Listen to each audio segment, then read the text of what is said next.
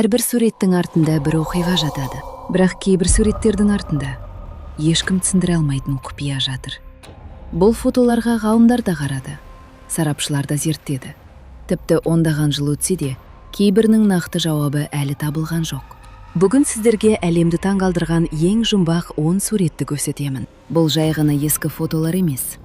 Олардың әрқайсысының артында адам сенгісіз оқиға жасырынған. Егер осындай жұмбақтар мен тарихтағы түсініксіз оқиғаларды ұнатсаңыз, дәл қазір арнаға жазылып қойыңыз. Ал кеттік, алғашқы суреттен бастайық. Бірінші сурет. Solveig Firth ғарышкері. 1964 жылдың 23 мамыры. Англияның Камбрия аймағында қарапайым өрт сөндіруші Джим Темплтон демалыс күні әйелі мен 5 жасар қызы Элизабетпен бірге табиғат аясында серуендеп жүреді. Айнала тыныш, жасыл алқап, жабайы гүлдер, ешкім жоқ. Осы сәтте Джим қызына қарап, қозғалмай тұршы, деп фотоаппаратын көтереді. Бар болғаны 3 сурет. Ол кезде бұл күннің тарихқа енетінін ешкім білген жоқ. Бірнеше күннен кейін Джим пленканы шығарып алады. Кадрды көргенде ол қатып қалады. Қызының дәл артында ақ түсті скафандр киген адамға ұқсайтын белгісіз бейне тіреді. Басы дулығаға ұқсайды. Киімі ғарышкерлердің костюміне ұқсайды. Ал ең қорқыныштысы, сурет түсірілген сәтте Джим ол жерде ешкімді көрмеген. Көп ұзамай суретті мамандар тексере бастайды. Көпшілік, бұл фотомонтаж, деді. Бірақ сол кездегі әлемдегі ең беделді фотокомпаниялардың бірі Kodak негативті толық зерттеп шығып, суретке ешқандай өзгеріс енгізілмеген деген қорытынды жасайды. Бұл жаңалықтан кейін бүкіл Ұлыбритания осы сурет туралы айта бастайды. Ал кейін бұл фото бүкіл әлемге таралады. Газеттер оған бірден ат қояды. Solveig Firth ғарышкері. Кейбір адамдар бұл бөтен ғаламшарлық деп болжайды. Тіпті UFO зерттеушілері бұл суретті өздерінің ең маңызды дәлелдерінің бірі ретінде көрсете бастайды. Бірақ бұдан кейін болған оқиға одан да қызық. Бір күні Джимге өзін үкімет қызметкерлеріміз деп таныстырған 2 белгісіз адам келеді. Олар ешқандай құжат көрсетпейді. Тек бізбен бірге жүріңіз, дейді. Олар Джимді сурет түсірілген жерге қайта апарып, бірнеше сағат бойы сұрақтың астына алады. Бірақ кездесуден кейін ол адамдардың кім болғанын ешкім ешқашан анықтай алмады. Жылдар өтті. Тіпті ондаған жылдар өтті. 2014 жылы британдық зерттеушілер бұл суретті қайтадан зерттейді. Олардың пікірінше, ғарышкер деп жүрген бейне Джимнің өз әйелі болуы мүмкін. Күннің қатты жарығынан оның көгілдір көйлегі аппақ болып көрініп кеткен. Ал сол кездегі фотоаппараттың көрініс аймағы толық болмағандықтан, Джим оның кадрға кіріп кеткенін байқамауы мүмкін. Бірақ, егер бұл шынымен оның әйелі болса, неге ол тек бір ғана суретте көрінді? Неге дәл ғарышкерге ұқсап шықты? Және неге осы күнге дейін бұл сурет әлемдегі ең жұмбақ фотолардың қатарынан түскен жоқ? Бәлкім, бұл бар болғаны жарықтың ойыны шығар. Немесе кездейсоқ сәйкестік. Ал мүмкін, бұл суретте біз әлі күнге дейін түсіндіре алмайтын бір құпия жасырынған шығар. Екінші жұмбақ сурет. Бұл фото алғаш қарағанда қарапайым әскери естелік сурет сияқты көрінеді. Бірақ оған мұқият қарасаңыз, бір нәрсе бірден көзге түседі. 1919 жылдың 13 қыркүйегі. Бірінші дүниежүзілік соғыс аяқталғаннан кейін Ұлыбританияның әуе күштерінде қызмет ететін сарбаздар ортақ естелік суретке түсуді жоспарлайды. Олар бәрі бірге қатарға тұрып, камераға қарайды. Ешкім бұл сурет кейін әлемдегі ең танымал жұмбақ фотолардың біріне айналатынын елестеткен жоқ. Бірнеше күннен кейін сурет дайын болады. Сарбаздар фотоны қарап отырған кезде бір ерекше нәрсені байқайды. Артқы қатарда тұрған адамдардың арасында тағы бір адамның жүзі көрінеді. Ал бұл адамды бәрі бірден таниды. Ол әуе механигі Фредди Джексон еді. Бірақ бір үлкен мәселе болды. Фредди Джексон бұл суретке түсе алмайтын. Өйткені ресми деректер бойынша, ол осы сурет түсірілерден 2 күн бұрын қайтыс болған. Ол ұшақтың әуе винтіне абайсызда жақындап кетіп, ауыр жарақат алып көз жұмған. Сарбаздар оның жерлеу рәсіміне қатысып үлгерген. Сондықтан суреттен оның жүзін көргенде бәрі қатты таңғалған. Ең қызығы, Фреддидің әріптестері суреттегі адамның бәл өзі екенін айтқан. Оның бет әлпеті, шаш үлгісі, тіпті жүзіндегі күлкісі де Фреддиге қатты ұқсайтын. Сол себепті бұл фото тез арада елге тарап, кейін бүкіл әлемге танылды. Жылдары өте келе бұл суретке түрлі түсіндірмелер берілді. Кейбір сарапшылар мұны қос экспозиция немесе пленкадағы техникалық ақау болуы мүмкін деді. Басқалары жарықтың әсерінен осындай бейне пайда болды деп есептеді. Алайда бұл болжамдардың ешқайсысы нақты дәлелденген жоқ. Сондықтан бұл сурет бүгінге дейін әлемдегі ең жұмбақ фотолардың бірі ретінде аталып келеді. Біреулер оны жай ғана кездейсоқтық деп санайды. Ал енді біреулер бұл Фредди Джексонның әріптестерімен соңғы рет қоштасуы болғанына сенеді. Ал сіз қалай ойлайсыз? Бұл жай ғана фотоаппараттың қателігі ме? Әлде ғылым әлі түсіндіре алмайтын құбылыс па? Келесі сурет бұдан да қызық. Үшінші сурет. Бұл фотоны көрген адамдардың көбі алғашында ешқандай оғаш нәрсе байқамайды. Қарапайым отбасы. Бірақ суретке тағы бір рет мұқият қараңыз. 1960 жылдары ақш-та Купер отбасы жаңа үйге көшіп келеді. Жаңа үйдегі алғашқы кешкі астан кейін олар осы сәтті естелікке қалдыру үшін суретке түседі. Барлығы күлімдеп отыр. Бірақ пленка шығарылғаннан кейін отбасы мүшелері суретке қарап шошып кетеді.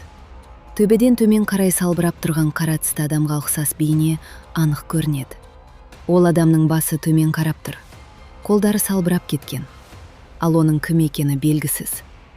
Купер отбасы сурет түсірілген сәтте бөлмеде өздерінен басқа ешкім болмағанын айтқан. Сондықтан бұл сурет көп ұзамай елге тарап, кейін бүкіл әлемдегі ең танымал жұмбақ фотолардың біріне айналды. Кейбір адамдар мұны елес деп сенді. Басқалары фотомонтаж болуы мүмкін деді. Жылдар өте бұл суретке көптеген сарапшылар талдау жасады. Алайда бүгінге дейін бұл фотоның нақты қайдан шыққаны, немесе оны кім жасағаны дәлелденген жоқ.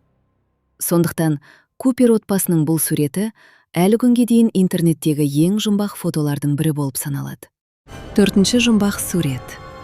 Бұл жолы әңгіме елес немесе белгісіз көлеңке туралы емес. Бұл бүкіл әлем бақылап тұрған тарихи оқиға кезінде көзге түскен белгісіз әйел туралы. 1963 жылдың 22 қарашасы. ақш президенті Джон Кеннеди Техас штатының Даллас қаласына келеді. Мыңдаған адам көшенің екі жағына жиналып, президенттің кортежін қарсы алады. Көпшілік қуанып қол бұлғап тұрған сәтте, кенеттен бірнеше рет оқ атылады. Президент ауыр жараланып, көп ұзамай қайтыс болады. Бұл оқиға ондаған камераға түсіп қалады. Тергеушілер барлық фото мен видеоны қайта-қайта қарап шыққанда, бір әйелдің ерекше әрекеті көзге түседі. Ол басына орамал тағып тұрғандықтан кейін жұрт оны бабушка леди деп атай бастайды. Ең қызығы, оқ атылып, адамдар жан-жаққа қашып жатқанда, бұл әйел орнынан қозғалмайды. Қолындағы камерасын түсірмей, бәрін соңына дейін түсіріп тұрғандай көрінеді. Егер оның камерасы табылса, мүмкін қастандықтың ең маңызды кадрлары сол жерде болуы мүмкін еді. Бірақ оқиғадан кейін бұл әйел із-түзсіз жоғалып кетеді. Полицияда, ФБР-де оның кім екенін анықтай алмайды. Камерасы да табылмайды. Түсірген видеосы да ешқашан жарияланбады. Жылдар өте бірнеше әйел өзін бабушка леди екенін мәлімдеді. Алайда олардың ешқайсысының сөзі нақты дәлелдермен расталмады. Сондықтан тарихшылардың көпшілігі бұл әйелдің шын тұлғасы әлі күнге дейін белгісіз деп есептейді.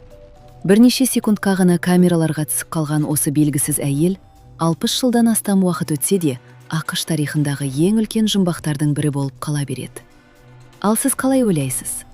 Бұл әйел жай ғана кездейсоқ куәгер болды ма? Әлде оның қолындағы камерада әлем әлі көрмеген маңызды дәлел болған шығар? Бесінші сурет. Ньюби шіркеуінің елесі. Бұл фото алғаш жарияланғаннан бері адамдарды екіге бөлді. Біреулер оны нағыз елес дейді. Ал енді біреулер өте шебер жасалған алдау деп есептейді. 1963 жылы Англиядағы көне Ньюби Чорч шіркеуіне фотограф Реверенд Кеннет Лорд келеді. Ол шіркеудің ішкі көрінісін естелік ретінде суретке түсіргісі келеді. Шіркеу іші тыныш болатын. Ол жерде фотографтан басқа ешкім болмаған. Ол камерасын қойып, бір ғана кадр түсіреді. Сол сәтте ешқандай ерекше нәрсе байқалмайды. Бірақ пленка шығарылған кезде фотографтың өзі де шошып кетеді. Суреттің дәл ортасында ұзын қара шапан киген, беті ақ матамен жабылған алып адамға ұқсайтын бейне анық көрінеді. Ең қорқыныштысы, бұл бейненің бойы шамамен 3 метрге жуық сияқты көрінеді. Фотограф кейін бірнеше рет «Мен суретке түсірген кезде шіркеуде ешкім болған жоқ» деп мәлімдейді. Ал шіркеу қызметкерлері де дәл солай айтқан.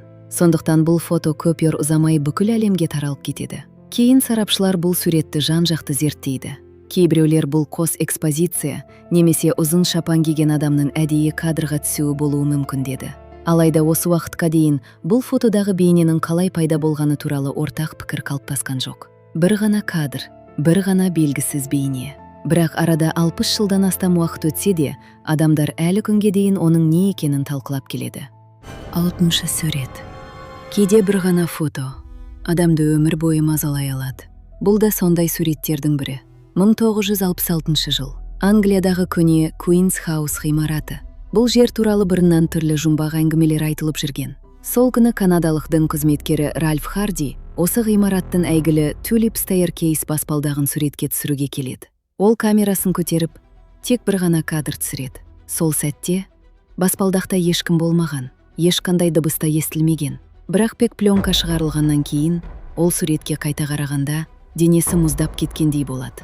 Баспалдақпен жоғары көтеріліп бара жатқан ақшыл адамға ұқсайтын белгісіз бейне анық көрініп тұреді. Ең қорқыныштысы, ол екі қолымен баспалдақтың қоршауынан ұстап тұрғандай көрінеді.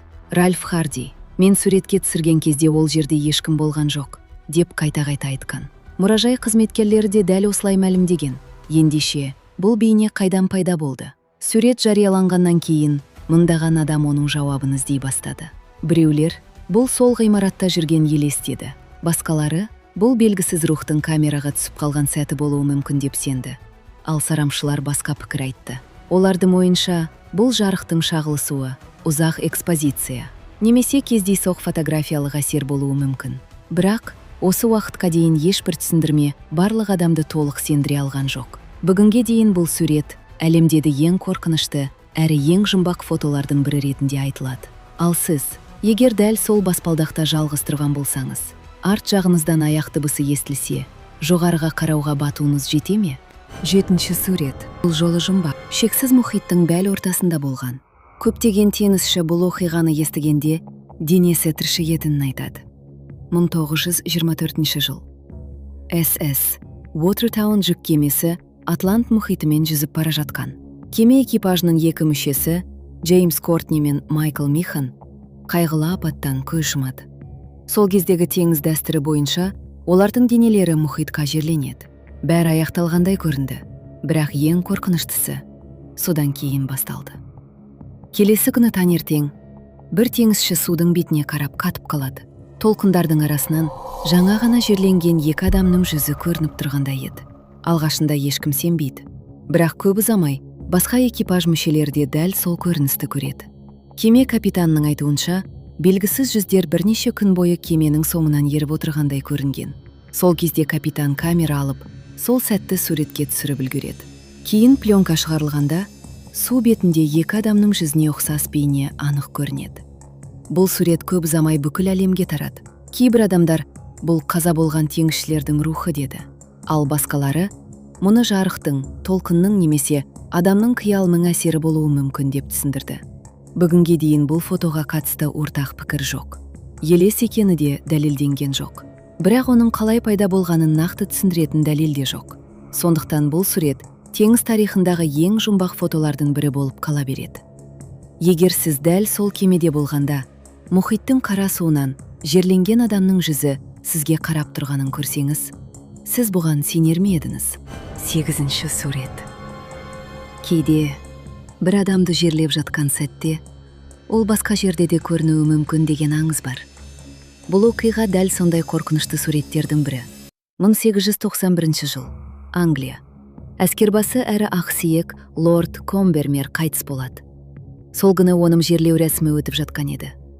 Ал бірнеше шақырым жердегі үлкен сарайда фотограф кітапханадағы бос орындықты ұзақ экспозициямен суретке түсіреді. Экспозиция шамамен 1 сағатқа созылған. Суретке түсіріп жатқанда, бөлмеде ешкім болмаған деп есептелген. Бірақ пленка өңделгеннен кейін, бос болуы тиіс орындықта ақшыл, бұлыңғыр адам бейнесі отырғаны анық көрінеді. Ең таңғаларлығы, бұл адамның бейнесі Лорд Комбермерге қатты ұқсайтын сияқты болған. Ал бәл сол уақытта оның жерлеу рәсімі өтіп жатқан еді. Бұл сурет бүкіл Англияға тез тарады.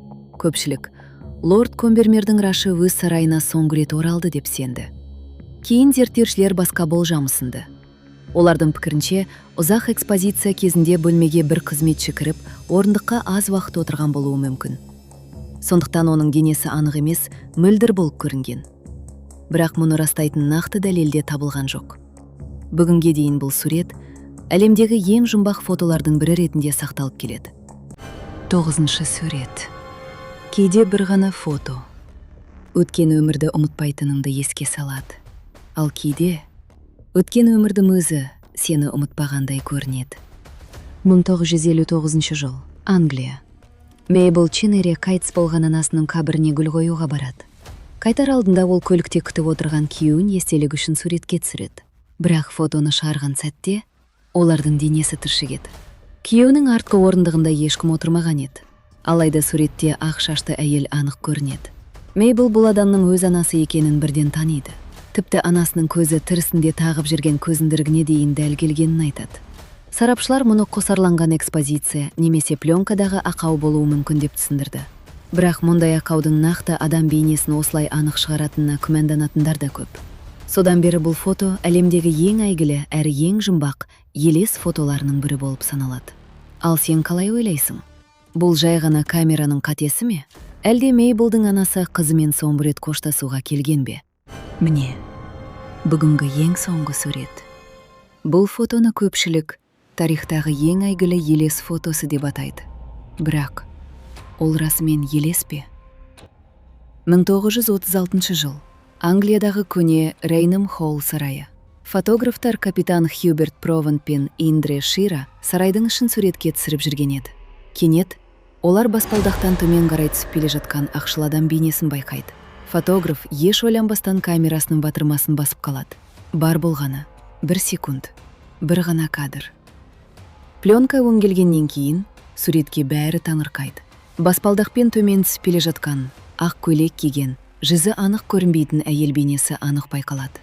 Бұл фото кейін Браун Лейди деген атпен бүкіл әлемге тарады. Аңыз бойынша, бұл әйел 18 ғасырда өмір сүрген леди Дороти Уолполдың рухы болуы мүмкін деген пікір тараған. Кейбір келушілер де сарайда дәл осындай бейнені көргендерін айтқан. Бірақ мұның бәрі ешқашан дәлелденген емес. Жылдар өте сарапшылар бұл суретті бірнеше рет зерттеді. Алайда бүгінге дейін бұл фотоның нақты қалай түсірілгені туралы ортақ пікір жоқ. Ал сіз, егер дәл сол баспалдақта тұрсаңыз, жоғардан баяу төмен түсіп келе жатқан осындай бейнені көрсеңіз, қашып кетер медіңіз, әлде суретке түсірер медіңіз? Бүгін біз әлемдегі ең жұмбақ 10 суретті көрдік. Кейбіріне кейін ғылыми түсіндірмелер ұсынылды, ал кейбірі әлі күнге дейін нақты жауабын тапқан жоқ.